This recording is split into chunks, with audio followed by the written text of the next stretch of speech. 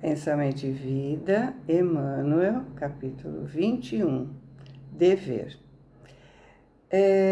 Aqui ele vai falar de deveres morais, que são obrigações éticas baseadas em valores como honestidade, respeito, responsabilidade, que orientam o comportamento humano para o bem-estar coletivo, sem a obrigatoriedade da lei. Eles guiam ações individuais como paciência, autodisciplina e sociais como a solidariedade, a justiça, promovendo a harmonia e o cumprimento de normas de conduta, ou seja, tratar os outros com dignidade, tolerância, compaixão, agir com verdade, sinceridade, honradez, mesmo que não seja vantajoso. Assumir as consequências das próprias escolhas e cumprir com a palavra dada. Ajudar os necessitados, apoiar a comunidade e agir com equidade. Votar conscientemente, proteger o patrimônio público, cuidar da natureza, respeitar os pais, amar o próximo, não causar dano intencional. Os deveres morais são diferentes das leis porque são internas, eles estão na consciência da gente e não são impostas por coerção física, embora sofram pressão social. Ou seja, eu posso cumprir deveres no trabalho, na sociedade, enfim, apenas para não sofrer consequências, não porque eu sou consciente desses deveres. Eu só modifico, só crio novos hábitos se eu sou consciente do que eu faço. Só assim eu tenho força, disciplina, perseverança para modificar os meus hábitos, para ter hábitos novos. O Haroldo Dutra diz que o dever é a lei da vida, é uma obrigação moral fundamental que começa consigo mesmo, ou seja, a reforma íntima, autoconhecimento, e se estende aos outros, servir com amor, sem busca de reconhecimento.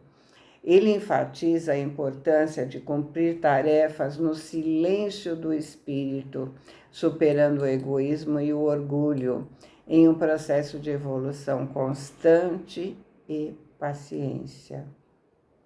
O dever abrange relações com o Criador, consigo, identificando as imperfeições, com o próximo, né? A família, o social, o profissional. Servir de coração e com discrição, imitando Cristo, é o mais importante do que buscar o reconhecimento humano. O foco deve estar no esquecimento do mal, cultivando o bem e aceitando as próprias imperfeições para evoluir. Agir com indulgência, trabalhar no bem sem causar sofrimento ou humilhação. O José Carlos de Luca diz que o dever é a lei da vida e a base da verdadeira liberdade e felicidade. Não é uma imposição penosa. Deve ser cumprido com amor e dedicação, priorizando o bem-estar do próximo, o autocuidado e o aprimoramento moral, transformando obrigações em oportunidades de evolução espiritual e cura interior. Então, agora vamos ao texto. O dever define a submissão que nos cabe a certos princípios estabelecidos como leis pela sabedoria divina, ou seja, as leis morais, para o desenvolvimento das nossas faculdades. Então, lá na questão 629 do Livro dos Espíritos, nós temos que definição se pode dar da moral?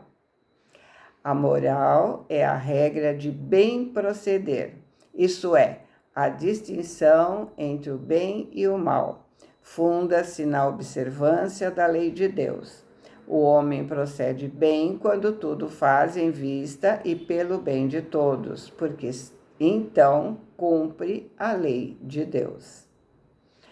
É uma adesão voluntária ao cumprimento dessa lei moral. Uma coisa é eu cumprir meu dever sem entender os princípios dessas leis. Eu posso simplesmente querer estar bem na fita, como se diz, né? Estou querendo reconhecimento, status. Outra coisa é eu cumprir o dever movida pela consciência, movida pelo meu livre-arbítrio. As vitórias alcançadas pelo que fazemos podem não ser vistas por ninguém. Ela envolve autocontrole, força de vontade e a habilidade de adiar gratificações imediatas em busca de objetivos elevados. Para viver em segurança, ninguém desprezará a disciplina. Então, como Emmanuel disse para o Chico, né? Disciplina, disciplina e disciplina. Disciplina é essencial para o estudo, o trabalho, no bem e a conduta equilibrada. É a ferramenta de autoeducação e transformação moral, definida não como uma imposição externa, mas como uma obediência racional e voluntária às leis divinas. Amor e caridade é o alicerce para o aperfeiçoamento espiritual, envolvendo o controle do pensamento, emoções e ações para seguir Jesus como modelo. A disciplina é o esforço perseverante para domar as próprias imperfeições, usando a vontade para sintonizar com os bons espíritos e evoluir. O Haroldo Dutra diz que a disciplina é definida como a capacidade de manter a firmeza, constância e foco, especialmente diante das adversidades, sendo um pilar fundamental para o desenvolvimento pessoal e espiritual. Obedecem às partículas elementares do mundo atômico, obedece à constelação na glória da imensidade. Ou seja, do micro ao macro existe uma ordenação, existe disciplina. O homem viajará pelo firmamento a longas distâncias do lar em que o seu corpo físico se vincula. No entanto, não iludirá fazê-lo sem obediência aos princípios que vigoram para os movimentos da máquina que o transporta. Só conseguimos fazer um foguete porque estudamos as leis da física e disciplinamos as máquinas a essas leis. Dessa forma, pode-se simbolizar o dever como sendo a faixa de ação no bem, que o Supremo Senhor traça à nossa responsabilidade para a sustentação da ordem e da evolução em sua obra divina, no encalço de nosso próprio aperfeiçoamento. Então, estamos falando de evolução gradual. Estamos falando de que a evolução, ela atravessa milênios. Então, à medida que a razão vai desabrochando, o espírito vai alcançando uma faixa de compreensão do dever. A faixa vai aumentando. Cada consciência bafejada pelo sol da razão será interpretada assim à conta de raio na esfera da vida, evoluindo da superfície para o centro, competindo-lhe a obrigação de respeitar e promover, facilitar e nutrir o bem comum, atitude espontânea que lhe valerá o auxílio natural de todos os que recolhem sua simpatia e sua cooperação. Vamos pensar o raio de sol. Quanto mais distante do sol, mais fraco ele estará. Então, como Emmanuel está dizendo, que estamos crescendo da superfície para o centro, quanto mais nos aproximamos do centro, mais consciência teremos, maior vai se tornando a nossa faixa de dever. Quanto mais eu me aproximo do sol da razão, mais iluminado eu serei. Se pensarmos nos planetas em relação ao sol, quanto mais o planeta está próximo do sol, mais iluminado ele é. Com semelhante atitude, que atitude? Ele disse facilitar e nutrir o bem comum, né? Então, com semelhante atitude, cada espírito plasma os reflexos de si mesmo, por onde passa, abrindo-se aos reflexos das mentes mais elevadas que o impulsionam à contemplação de mais vastos horizontes do progresso e à adequada assimilação de mais altos valores da vida. Se eu consigo cumprir os deveres relativos à faixa onde eu me encontro, mais eu abro oportunidades de receber reflexos das mentes mais elevadas que me ajudam a ampliar essa faixa. É claro que isso aumenta a minha responsabilidade, só que isso vai me tornando mais feliz. Quanto mais responsabilidade eu recebo, significa que eu estou apta para receber. Por isso a felicidade. Desse modo, pela execução do dever, região moral de serviço em que somos constantemente alertados pela consciência, exteriorizamos a nossa melhor parte, recolhendo a melhor parte dos outros. Então, se a consciência nos alerta, nos incomoda, é porque é dever. É porque já está na minha faixa de compreensão. Não somos cobrados pelo que a nossa consciência não compreende. Mas se ela já compreende, temos responsabilidade, porque já temos capacidade de lidar com aquele problema. Não dá para adiar, não dá para deixar para depois. Quanto maior a luz, maior a região que ela cobre, mais eu consigo ver. Vamos comparar a claridade do fósforo, da vela, da lanterna, da lâmpada e do holofote. Portanto, quanto maior a nossa compreensão, maior a faixa de atuação. Quanto maior a consciência, maior a noção do dever moral. Porém, acontece que muitas vezes criamos perturbações nas linhas das atividades que o Senhor nos confia.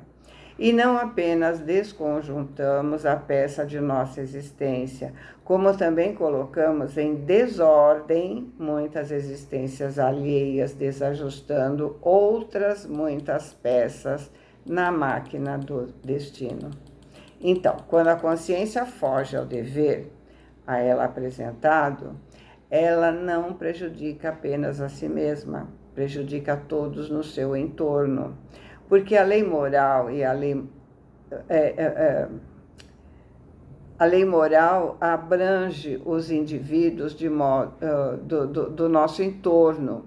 A gente sabe que quando um ser se eleva, eleva o mundo. Então, quando ele se complica, ele também complica o mundo. Não somos uma ilha, influenciamos uns aos outros.